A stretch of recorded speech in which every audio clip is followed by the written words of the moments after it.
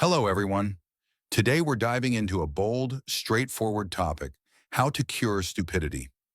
I know many of you might dislike my choice of words, but let me say this sincerely.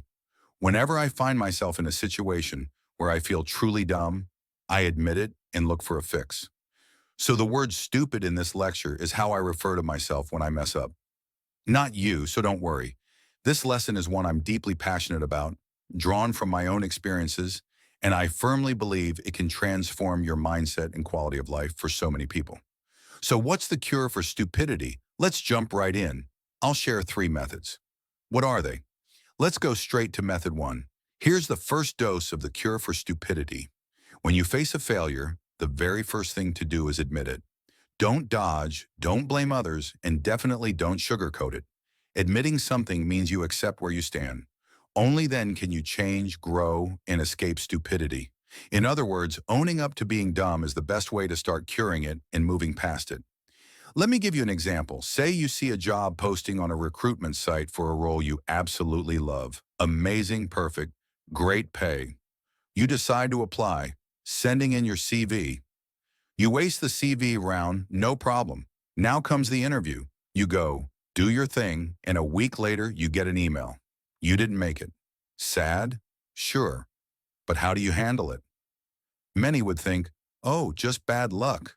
I was unlucky. Next time I'll get lucky. Or friends might comfort you that way.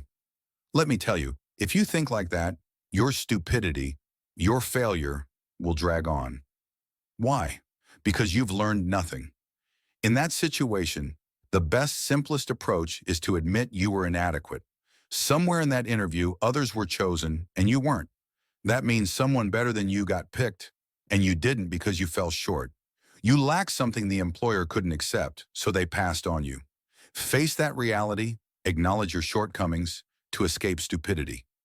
Remember, if you don't admit it, you're living in a delusion. And what does a deluded person learn? Nothing. You might argue it was bad luck. But what do you learn from luck? Blaming fate? Hoping to get luckier next interview? What do you improve? Wait for a lucky break? That's not smart. Or some say, I wasn't a good fit. If you weren't a fit, why apply? Why interview? That's just another excuse. Sugarcoating. You won't escape stupidity that way. If you think like that, you're at point A but pretending you're at a better point B. That's a mistake. You're not being realistic. In that interview, you were genuinely lacking. Stupid even, but you blame luck. You're giving yourself a 5 out of 10 when you're really a 0 out of 10. That's grading yourself wrong, no matter how you argue it. Admit your shortcomings and find a way to overcome them. That's the key to success. Be blunt, no shame in it. What's there to be embarrassed about? If you're dumb, own it. Don't say, I'm not quite smart yet, or I wasn't lucky enough. For stupid is 0 out of 10. Not quite smart might be 6 or 7 out of 10. Big difference. Don't delude yourself or inflate your score unnecessarily. That's nonsense. Just admitting it is enough. That alone is a huge step forward. No dodging. Be real about where you stand. Another example, say you're selling online and your sales are abysmal. Total flop. Many would instinctively say, I'm just unlucky. I don't have a knack for business, or blame A, B, C, X, Y, Z. Let me be real. If you think like that, you'll never excel at online selling. Never. Because you're misplacing your actual position. You're at 0 selling terribly, but you blame other things. That's giving yourself a 5 out of 10 when you're really a 0 out of 10. Wrong score, dead wrong. You'll never grow. Admit to yourself, I'm failing because I'm bad at this. I'm selling stupidly. That's it. Don't overcomplicate it. Don't say, I'm not great at selling yet. That's nonsense. On a 10-point scale, not great yet is 5 out of 10, but stupid selling is 1 out of 10. A 1 out of 10 is far from a 5 out of 10. If your real value is 1/10, give yourself that score. No pride, no illusions. Admitting weakness and finding ways to improve is the next step. But if you don't admit it, you'll never reach that step. Honestly, life's nothing to be shy about. Everyone fails, everyone screws up. It's normal. Why dodge or sugarcoat? Face the truth. You're weak, admit it, and you'll realize, I'm here and I need to do something to move forward. Back to the student example. You go home, reflect on the interview and think, oh my gosh, I could have practiced to speak more fluently with a more confident tone. That's change. But if you keep blaming luck, how do you practice to improve? The first method is the most critical cure for stupidity. The dumbest thing is being terrible but deceiving yourself into thinking, I'm not that dumb. Nonsense. You'll never escape stupidity that way. That's secret number one.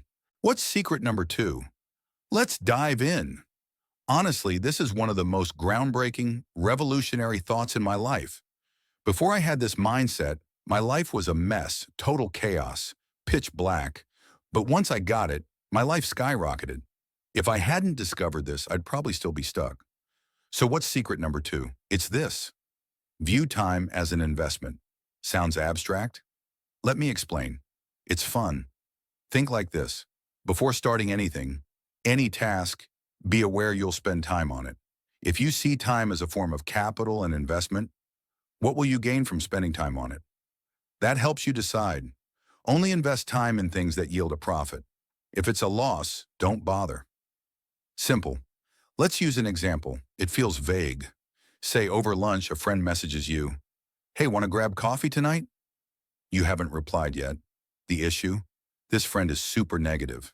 Every time you meet, they complain, badmouth their boss, whine about being broke, and treat you like a trash can for their gripes. But they're kind of close, so refusing feels awkward. Here's the deal. Admit you'll lose time meeting them. Let's apply the method, view time as an investment. What do you gain from this meetup? First, exhaustion. Second, irritation. Third, discouragement. Every time you're their emotional dumpster. Is this a smart investment? Would you willingly sign up for exhaustion, irritation, and gloom? Your head clears up. Before, you might have felt drained, but met them out of obligation. Now, seeing time as an investment, you're rational. You know what's worth it and what isn't. Look at the profits. Exhaustion, irritation, gloom. Clearly a dumb investment. If your life keeps making dumb investments like this, you'll sink into a pit. So with this mindset, I'd refuse. Even if it offends, I'd say no. Lie to get out of it or be blunt.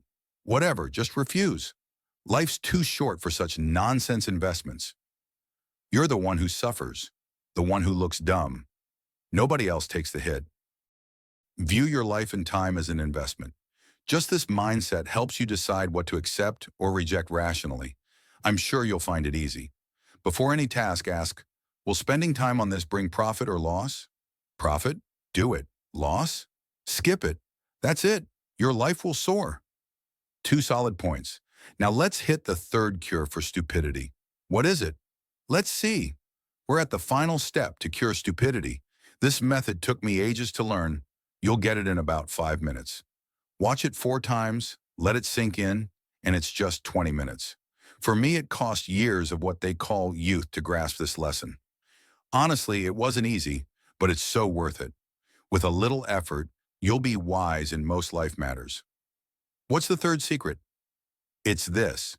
Learn to see things from multiple perspectives.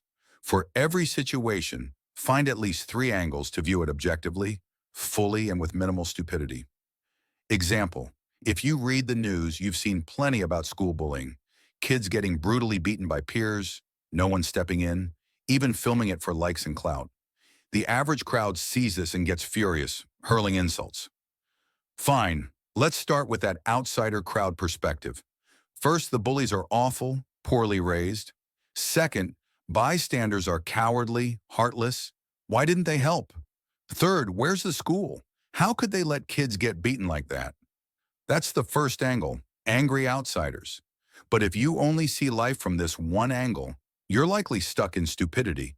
You haven't grasped the core issue. Now try the bullied student's perspective. If you were that kid, you'd be terrified. But here's more. Maybe this wasn't their first beating. Why didn't they tell their parents before to get protection? That reveals something deeper. Perhaps this kid lacks a close bond with their family. Maybe they fear telling their parents will lead to scolding, so they stay silent. From this angle, the family shares responsibility. Now we have 2 perspectives, the crowds and the victims. Let's try a third, say the schools. Why did they let this happen? Picture a school with 4,000 students. Bullies pick quiet spots. There are only a few hundred teachers, mostly in the staff room during breaks. It's tough to monitor. Objectively, the school's at fault but deserves some sympathy. They're overwhelmed with too many kids and too few staff. Even if my thinking's shallow, these three angles give me a broader, fairer view. I come up with a solution. To keep kids safe from bullying, it takes teamwork between students, families, and schools.